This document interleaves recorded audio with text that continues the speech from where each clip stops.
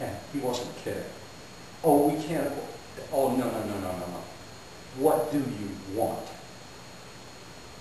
What do you want? Do you want to be the people of God?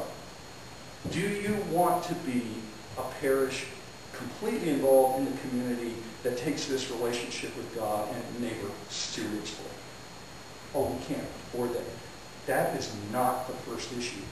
What do you want? What is the goal?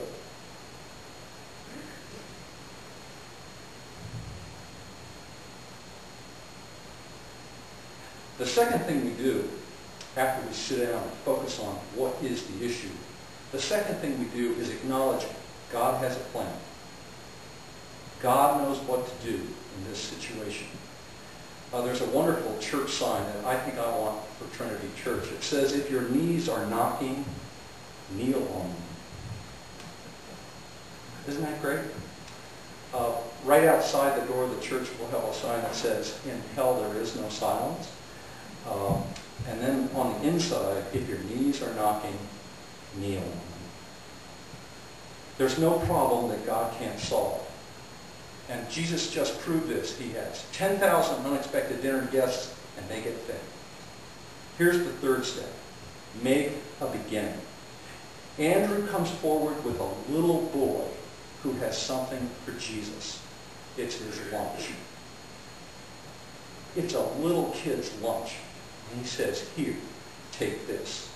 And Jesus can take our offering, no matter how small or how large, and he can make it into something fabulous. On the Sunday after Katrina, 13 of us gathered at what was left of Trinity Church, and we had our Sunday morning worship service. I had to celebrate communion. I've never celebrated communion on an altar smaller that or leaning that far, but that's what we had. That's what we offered. That's what we gave to God. It was our worship to God Almighty, and God, I believe, is blessing that. And when you get done offering up to Jesus what you have, he will probably say, gather up the leftovers so that nothing is wasted.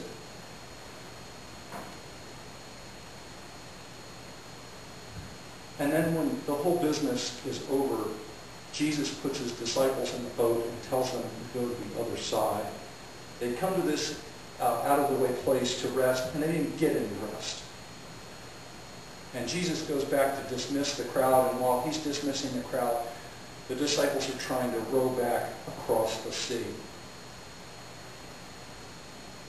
And the point of this story is that if you didn't get it in the miracle of the loaves and fishes, you really have to get this, because men, human beings, Homo sapiens, don't walk on water, except for maybe that Peter guy.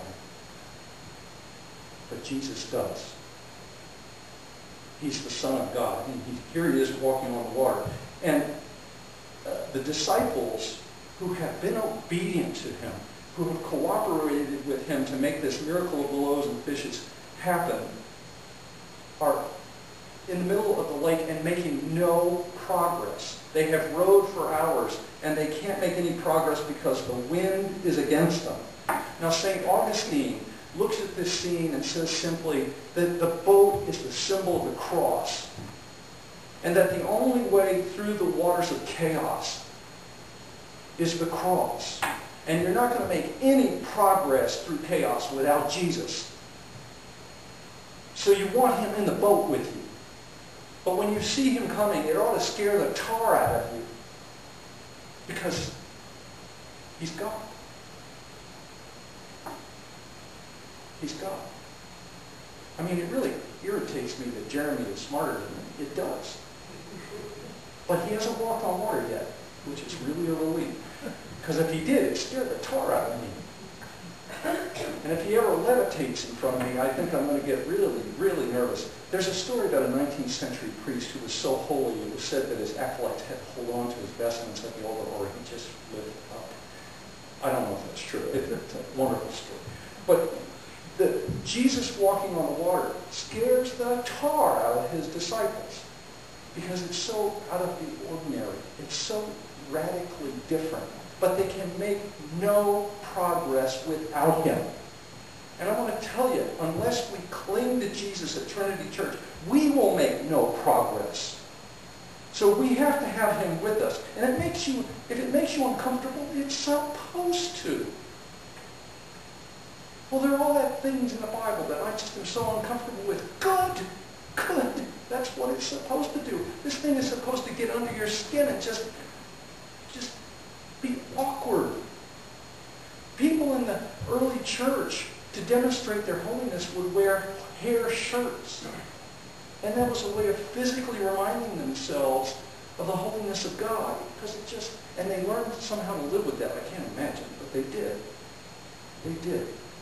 And the Episcopal Church is going to make no progress without Jesus. And so if you want to make progress, if you want things to get better, if you want Trinity Church to be holier and holier and holier, this is who we have to cling to. And when you do, it makes all the difference. Now, I'm going to tell you, doing this will change you. You will not be the same when you come out of this experience.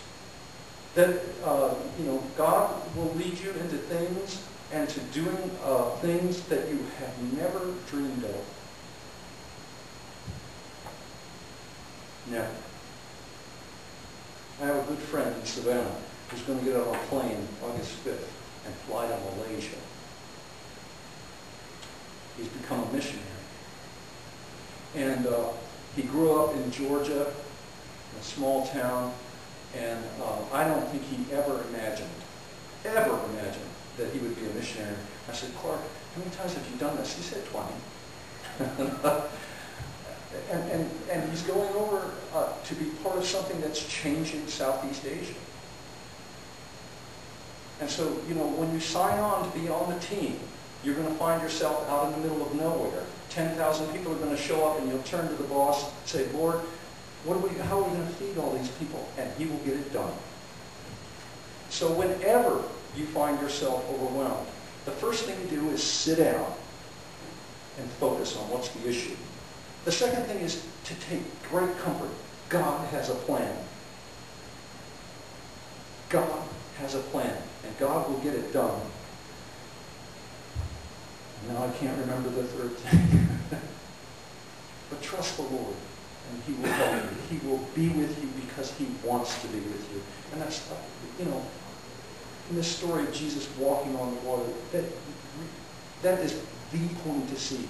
Jesus goes to be with them because he really wants to be with them. And it makes all the difference. Because with Jesus, the wind dies and they get home. In the name of the Father, and of the Son, and of the Holy Spirit.